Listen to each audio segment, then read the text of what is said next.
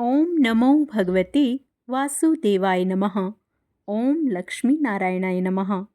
आप सभी का मेरे YouTube चैनल भक्ति सागर में पुनः स्वागत है। आज के अपने इस वीडियो में हम आषाढ़ कृष्ण पक्ष में पड़ने वाली योगिनी एकादशी की व्रत कथा का स्मरण करेंगे। आज का अपना वीडियो शुरू करने से पहले आप सभी से विनम्र प्रार्थना है, यदि आपको मेरे वीडियोज़ अच्छे लगते हैं तो इसी प्रकार की अन्य सभी आध्यात्मिक जानकारियाँ प्राप्त करने के लिए, सभी व्रत कथाओं का श्रवण करने के लिए कृपया मेरे चैनल को सब्सक्राइब अवश्य कर लें। वीडियो यदि पसंद आते हैं तो लाइक एंड शेयर भी किया करें। आषाढ़ मास के कृष्ण पक्ष की एकादशी, जिसे योगिनी एकादशी कहते हैं, योगिनी एकादशी का उपवास रखने से समस्त पापों का नाश होता है तथा इस लोक में भोग और परलोक में मुक्ति प्राप्त होती है। साथ ही योगिनी एकादशी का व्रत करने से व्यक्ति को 88,000 ब्राह्मणों को भोजन कराने के बराबर पुण्य मिलता है। योगिनी एकादशी के दिन विष्णु पुराण में वर्णित इस कथा का पाठ अवश्य करें। धर्मराज युधिष्ठिर कहने लगे कि हे भगवान, हे जनार्दन, मैंने ज्येष्ठ शुक्ल एकादशी के व्रत का महात्म्य सुना। अब कृपया आषाढ़ कृष्ण एकादशी की कथा सुनाइए। इसका नाम क्या है, महात्म्य क्या है, यह भी बताइए। श्री कृष्ण कहने लगे कि हे राजन, आषाढ़ कृष्ण एकादशी का नाम योगिनी एकादशी है। इसके व्रत से समस्त पाप नष्ट हो जाते हैं। यह इस लोक में भोग और परलोक में मुक्ति देने वाली है। यह तीनों लोकों में प्रसिद्ध है।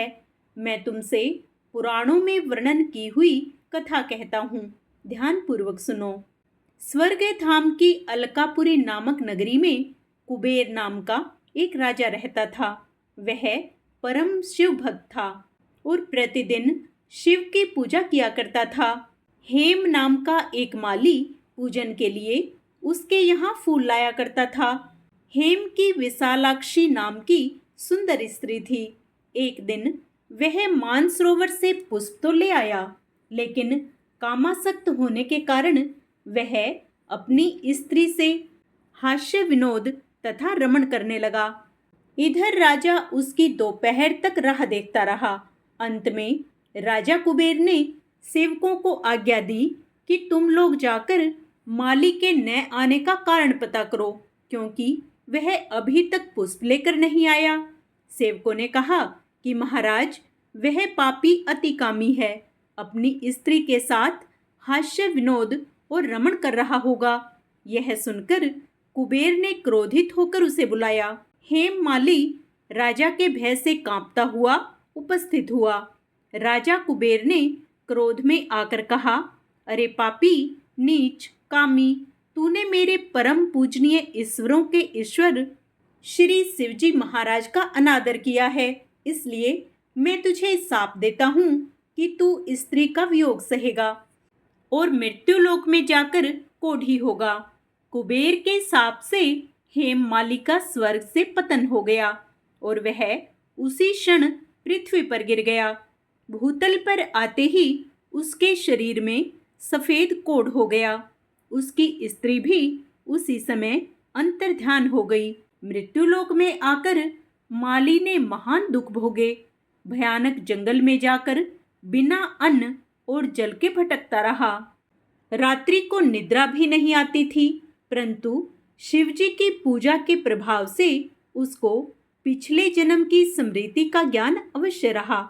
घूमते घूमते एक दिन वह मार्कंडे ऋषि के आश्रम में पहुंच गया, जो ब्रह्मा से भी अधिक वृद्ध थे और जिनका आश्रम ब्रह्मा की सभा के समान लगता था। हेम माली वहां जाकर उनके पैरों में पड़ गया।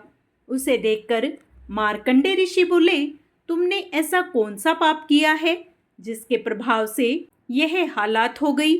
हेम माली ने सारा वृतांत कह सुनाया। यह सुनकर ऋषि बोले, निश्चिंत ही तूने मेरे सम्मुख सत्य वचन कहे हैं, इसलिए तेरे उद्धार के लिए मैं एक व्रत बताता हूँ। यदि तू आषाढ़ मास के कृष्ण पक्ष की योगिनी नामक एकादशी का विधि पूर्वक व्रत करेगा तो तेरे सब पाप नष्ट हो जाएंगे। यह सुनकर हेममाली ने अत्यंत प्रसन्न होकर मुनि को साष्टांग प्रणाम किया। मुनि ने उसे स्नेह के साथ उठाया। हेममाली ने मुनि के कथनानुसार विधि पूर्वक योगिनी एकादशी का व्रत किया। इस व्रत के प्रभाव से अपने पुराने स्वरूप में आकर वह अपनी स्त्री के साथ सुखपूर्वक रहने लगा। भगवान कृष्ण ने कहा, हे राजन, यह योगिनी एकादशी का व्रत 88,000 ब्राह्मणों को भोजन कराने के बराबर फल देता है। जो भी मनुष्य योगिनी एकादशी का व्रत करता है उसके सभी पाप नष्ट हो जाते हैं और अंत में मोक्ष प्राप्त करके प्राणी स्वर्ग का अधिकारी बनता है। अतः श्री हरि को प्रसन्न करने के लिए सभी प्राणियों को योगिनी एकादशी का व्रत अवश्य करना चाहिए। एकादशी तिथि के दिन भगवान विष्णु की प्रिया तुलसी माता की कहानी सुनने का विशेष महत्व होता है। आइए इसी श्रृंखला में भगवान विष्णु व माँ तुलसी का ध्यान करते हुए अब तुलसी व बुढ़िया माई की एक कहानी सुनते हैं। एक समय की बात है, सब महिलाएं तुलसी माँ को सींचती थी। सब महिलाएं तो तुलसी सींच कर आ जाती, पर एक बुढ़िया माई तुलसी माँ को सींच कर कहती कि तुलसा माता सबकी दाता, मैं तेरा बिड़ला सींचूं, तू मेरा निस्तारा कर। तुलसा माता अडवा दे, लडवा दे, पीतांबर की धोती दे, मीठे मीठे ग्रास दे, वैकुंठ का वास दे। चटक की चाल दे, पटक की मौत दे, चंदन का काठ दे, झालर की झंकार दे, साईं का राज दे, दाल भात का जीवन दे, एकादशी का दिन दे और श्री कृष्ण का कंधा दे। इतनी बात सुनकर तुलसी माँ सोच में पड़ जाती।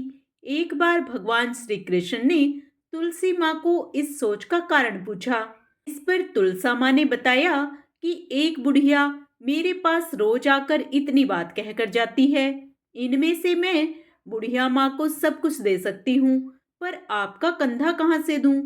भगवान बोले कि तुम चिंता मत करो और बुढ़िया माई को आशीर्वाद दे दो। तुलसी माँ ने वैसा ही किया। थोड़े दिन बाद बुढ़िया माई मर गई। उसे उठाने लगे, पर वह इतनी भारी हो गई कि किसी से भी ना उठी। सब कोई कहने लगे कि पाप घाट की माला फेरती थी, जिसकी वजह से इतनी भारी हो गई। तभी भगवान श्री कृष्ण ब्राह्मण के भेष में आए और वहां खड़े लोगों से बुढ़िया के कान में कुछ कहने पर उसका शव हल्का होने की बात कही। इस पर लोगों ने कहा कि तू भी अपने मन की निकाल ले। भगवान ने जाकर बुढ़िया के कान में कहा, माई तू बिड़ला सींचा मेरा, मैं करूं निस्तारा तेरा। बुढ़िया माई अडवा ले, लडवा ले, पीतांबर की धोती ले, मीठा मीठा भात ले, वैकुंठ का वास ले, चटक की चाल ले, पटक की मौत ले, चंदन का काठ ले, झालर की झनकार ले, साईं का राज ले, दाल भात का भोजन ले और श्री कृष्ण का कंधा ले। इतना सुनते ही बुढ़िया माई हल्की हो गई। इसके बाद भगवान श्री कृष्ण ने खुद उसे अपना कंधा देकर उसे मुक्ति प्रदान की। कथा के अंत में कहा जाता है कि हे तुलसा माई, जैसे आपने उस बुढ़िया को मुक्ति दी वैसी सबको देना। जो इस कथा को पढ़े व सुने, अंत समय में उसको श्री कृष्ण का कंधा देना। आइए अब हरेक व्रत कथा के अंत में सुने जाने वाली लपसी और तपसी की कथा सुनते हैं। एक लपसी था, एक तपसी था। तपसी हमेशा भगवान की तपस्या में लीन रहता था। लपसी रोजाना 1.25 सेर की लापसी बनाकर भगवान को भोग लगाकर जीम लेता था। एक दिन दोनों लड़ने लगे। तपसी बोला, मैं रोज भगवान की तपस्या करता हूँ, इसलिए मैं बड़ा हूँ। लपसी बोला, मैं रोज भगवान को 1.25 सेर लापसी का भोग लगाता हूँ, इसलिए मैं बड़ा हूँ। तभी नारद जी वहां से गुजर रहे थे। दोनों को लड़ता देखकर उनसे पूछा कि तुम क्यों लड़ रहे हो? तपसी ने खुद के बड़ा होने का कारण बताया और लपसी ने अपना कारण बताया। नारद जी बोले, तुम्हारा फैसला मैं कर दूंगा। दूसरे दिन लपसी और तपसी नहाकर अपनी रोज की भक्ति करने आए तो नारद जी ने छुपकर 1.25 करोड़ की एक एक अंगूठी उन दोनों के सामने रख दी। तपसी की नजर जब अंगूठी पर पड़ी तो उसने चुपचाप अंगूठी उठाकर अपने पैर के नीचे दबा ली। लपसी की नजर अंगूठी पर पड़ी लेकिन उसने ध्यान नहीं दिया, भगवान को भोग लगाकर लापसी खाने लगा। नारद जी सामने आए तो दोनों ने पूछा कि कौन बड़ा।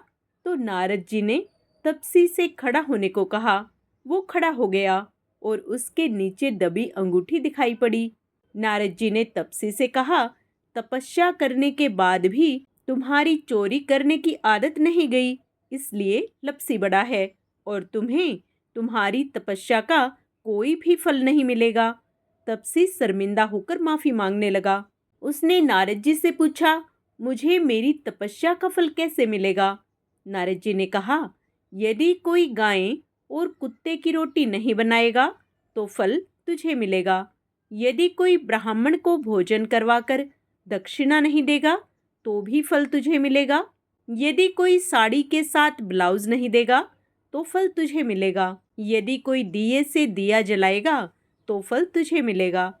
यदि कोई सारी कहानी सुने लेकिन तुम्हारी कहानी नहीं सुनेगा तो भी फल तुझे ही मिलेगा। उसी दिन से हर व्रत कथा कहानी के साथ लपसी तपसी की कहानी भी सुनी और कही जाती है। व्रत का पूरा पुण्य लाभ पाने के लिए अब हम सत्यनारायण भगवान की आरती करेंगे। ओम जय लक्ष्मी रमणा स्वामी जय लक्ष्मी रमणा। सत्यनारायण स्वामी सत्यनारायण स्वामी जनपातक हरणा। ओम जय लक्ष्मी रमणा। रत्न जड़ित सिंहासन अद्भुत छवि राजे। नारद करत निराजन घंटावन बाजे। ओम जय लक्ष्मी रमणा। प्रकट भई कलि कारण द्विज को दर्श दियो। बूढ़ो ब्राह्मण बन कर कंचन महल कियो। ओम जय लक्ष्मी रमणा।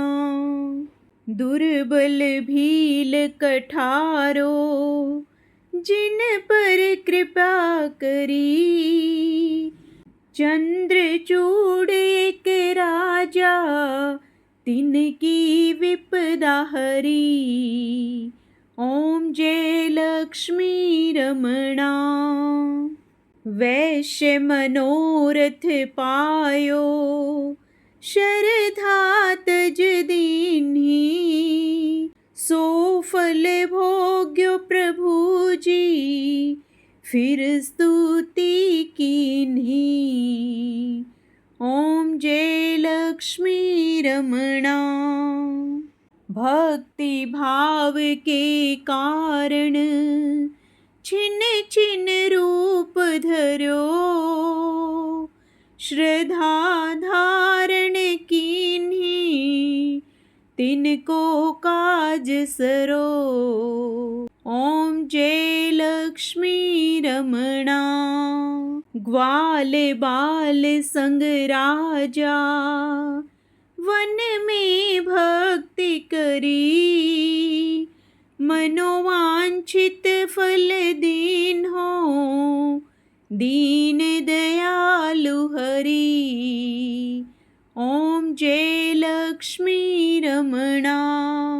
चढ़त प्रसाद सवायो कदली फल मेवा।